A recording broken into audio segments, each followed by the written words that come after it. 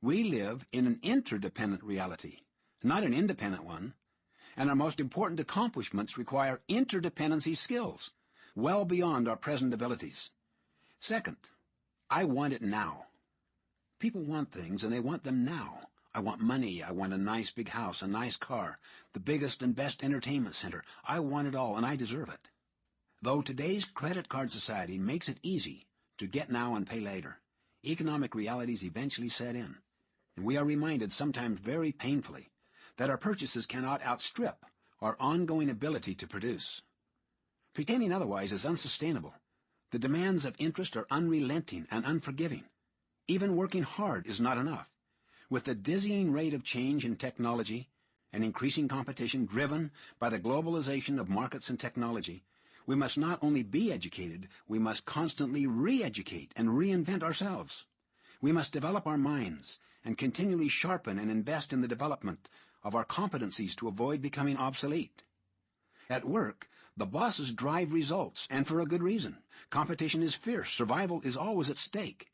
The need to produce today is today's reality and represents the demand of capital.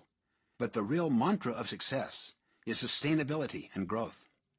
You may be able to meet your quarterly numbers, but the real question is, are you making the necessary investment that will sustain and increase that success 1, 5, and 10 years from now?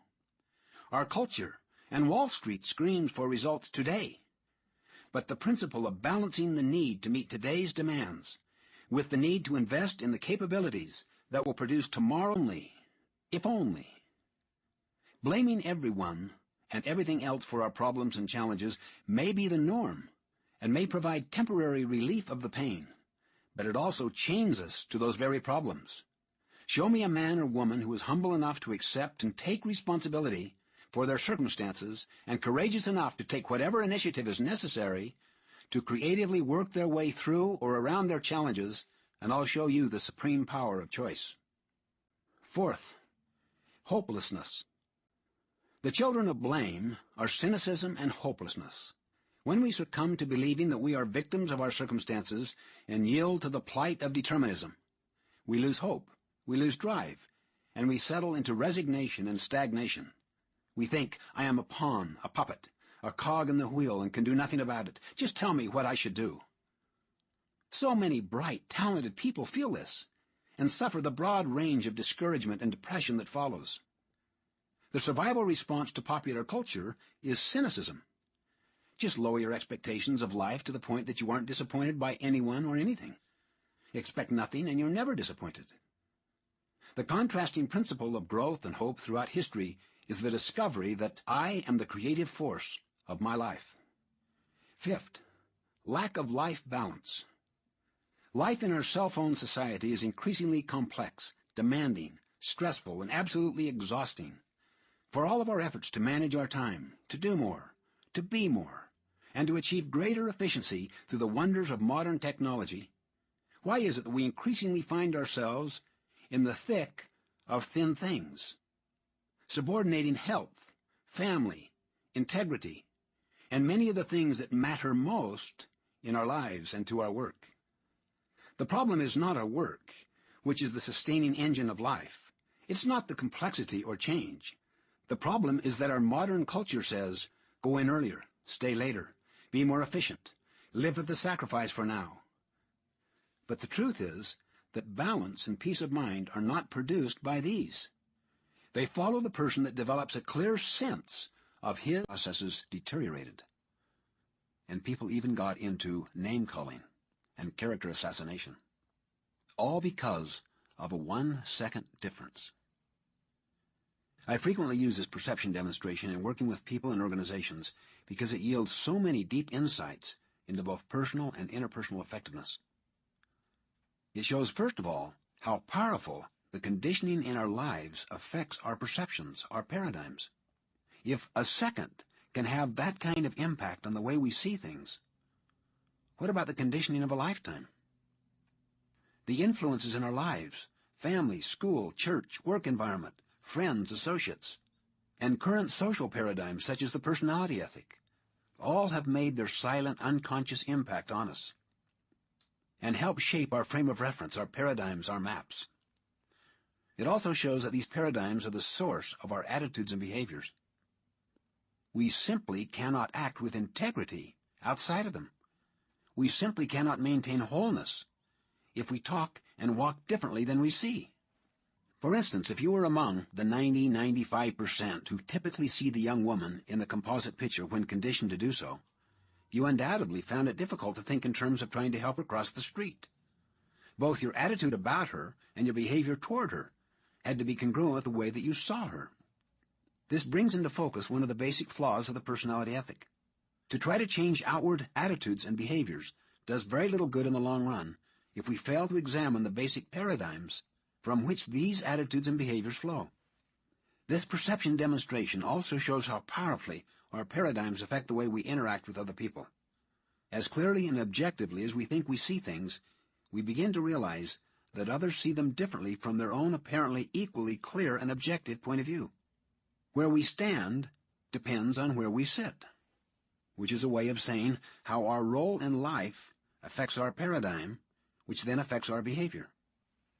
The essence, therefore, of being truly objective is to realize that we are subjective and take steps to compensate for that.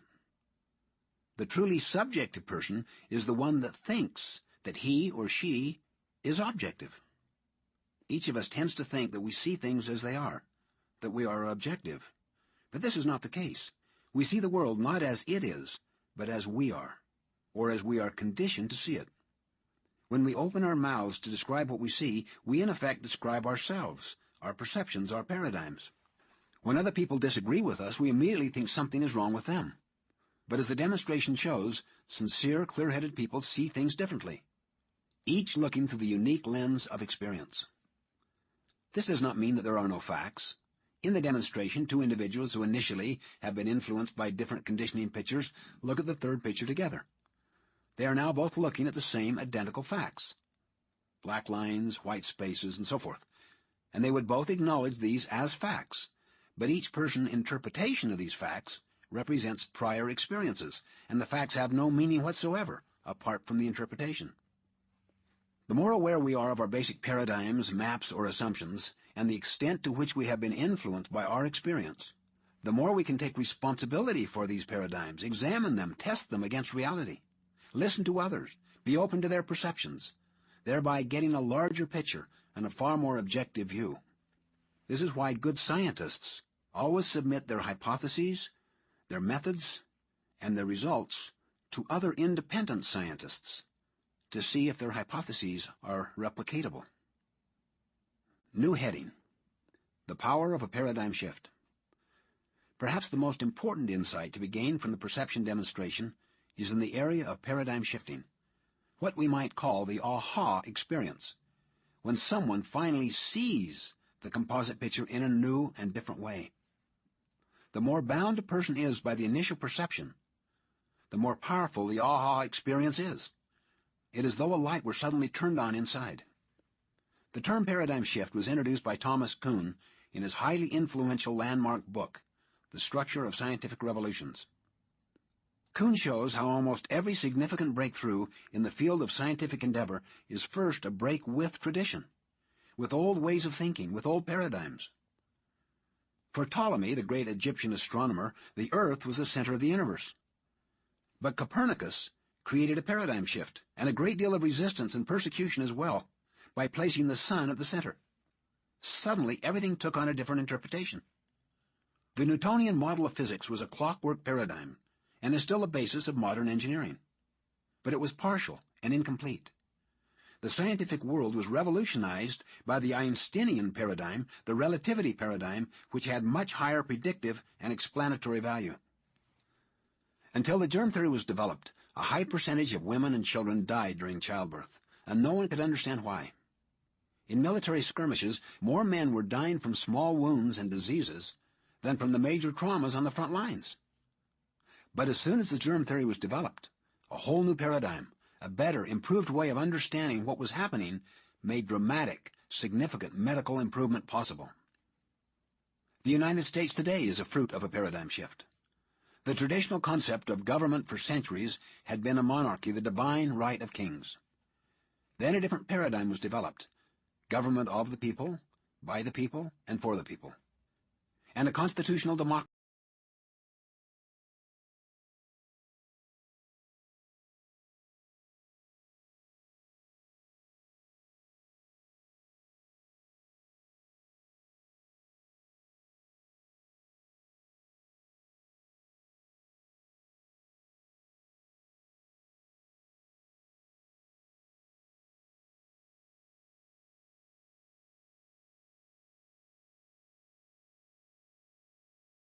was born, unleashing tremendous human energy and ingenuity, and creating a standard of living, of freedom and liberty, of influence, and hope unequaled in the history of the world.